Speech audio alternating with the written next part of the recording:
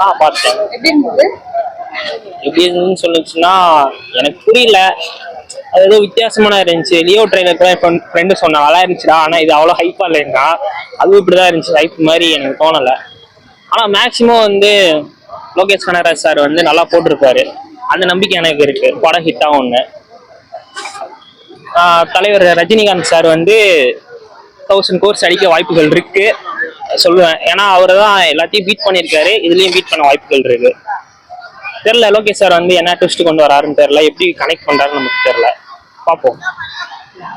கொஞ்சம் எக்ஸ்பெக்டடா தான் இருக்கு. பட் ஏரேட்டடா இருக்கிறதுனால ஃபேமிலியா போக முடியாது பையனோட. அது ஒரு வருத்தம் தான். ரஜினி எப்படி இருக்காரு? மாசா இருக்கிறார். பார்த்தோம். இல்ல ரொம்ப எக்ஸைட்மெண்டா இருக்கு அந்த படம் பார்க்கணும்ட்டு.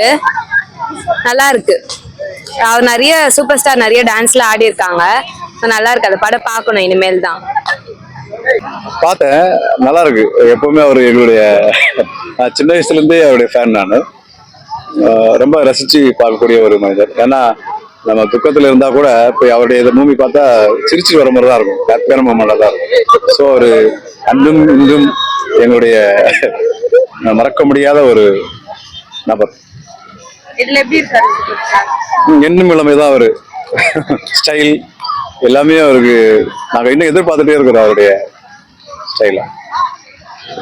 ஸ்கூலியா பார்த்தேன், ட்ரெய்லர் பார்த்தேன். ட்ரெய்லர் நல்லா இருந்தது. பட் எக்ஸ்பெக்டேஷனோட போனா டிசப்பாயிண்டா இருக்கும். அதனால நான் எதுவும் எக்ஸ்பெக்ட் பண்ணல.